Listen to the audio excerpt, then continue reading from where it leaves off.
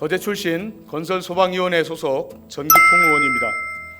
지난 4월 26일 공정거래위원회가 대우선해양과 하나그룹의 기업 결합을 조건부 승인했습니다.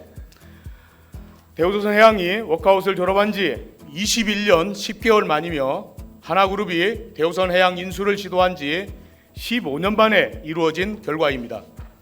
그러나 대우선해양과 하나그룹의 기업 결합은 순탄치 않았습니다. 언론 보도와 같이 가장 까다로울 것으로 예상된 유럽연합 등 7개국의 결합 승인은 순조롭게 통과했지만 정작 국내 경쟁사가 공정위에 4번이나 이의를 제기하였고 이들 노조까지 나서 기업 결합을 지연시켰습니다. 거제 시민사회단체들은 경쟁사가 이렇게까지 기업 결합을 저지하려고 한 실질적인 이유가 불공정한 KTDX 사업 수주를 이어가기 위한 것으로 보고 있습니다. 실제로 경쟁사 직원이 군사기밀 자료를 불법 유출했음에도 방위사업청은 지난 2020년 5월 KTDX 기본설계사업 선정 시 보안사고에 따른 벌점을 부과하지 않았습니다. 또한 지난해 11월 법원 판결로 불법이 확인되었음에도 후속적인 조치가 이루어지지 않고 있어 시민사회단체들이 감사원에 국민감사 청구서를 제출한 실정입니다. 그러나 대우선해양과 하나그룹은 어려운 여건 속에서도 국가기관 산업 재건과 K방산의 글로벌 시장 공약을 위해 공정위 조건을 모두 수용하고 이제 하나오션이라는 이름으로 새로운 출발을 앞두고 있습니다. 우리 도민들과 도내 조선업 부품회사들은 하나오션의 출범이 침체된 지역경제 활성화와 지역 발전에 큰 활력이 될 것으로 기대하고 있습니다. 최근 글로벌 발주세가 회복되어 조선 산업들이 신규 발주량이 계속해서 늘어나고 있습니다.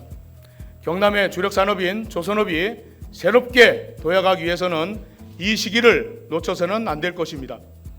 가장 시급한 문제는 조선업 침체기에 현장을 떠난 숙련공들의 빈자리를 회복하지 못하고 있는 것입니다. 고용노동부에 따르면 조선업 분야 인력 부족이 2021년 상반기에 1,700여 명이었으나 2022년 하반기에는 5,500여 명으로 부족한 것으로 나타났습니다. 조선업 인력 부족 사태가 점점 가중되고 있다는 것입니다. 정부는 지난 4월 조선업 숙련 외국인 근로자를 매년 5,000명씩 들어오는 조선업 전용 고용허가제 쿼터를 신설하고 직업훈련 강화와 작업 환경 및 체류 여건을 개선하는 정책을 마련했습니다. 그러나 경남의 주력 산업이며 국가기관 산업인 조선업을 외국인 인력으로 대체하는 것은 임시적인 방편에 불과합니다. 또한 우리 선박 건조 기술과 숙련공들이 언제든지 해외로 유출될 수 있다는 위험 요소를 가지고 있습니다. 문제는 이뿐만이 아닙니다. 다음 화면을 보시면 외국 인력의 수급도 원활하지 않은 것으로 나타났습니다.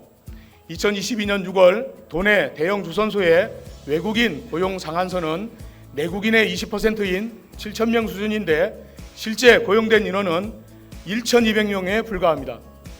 국내 조선업의 세계적인 경쟁력을 지속하기 위해서는 외국인에 의존할 것이 아니라 국내의 우수한 인력들을 육성하고 취업까지 연결되는 선순환 구조를 만들어야 합니다. 또한 청년층의 유입을 확대하기 위한 노동자 처우 개선과 근로시간 조정에 따른 임금 감소 문제도 반드시 해결해야 합니다.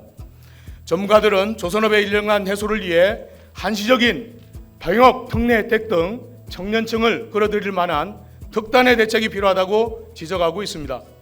경상남도는 조선업 생산기술 인력 수급을 위해 자체 사업을 운영하고 있지만 인력난을 해소하기에는 턱없이 부족한 수준입니다.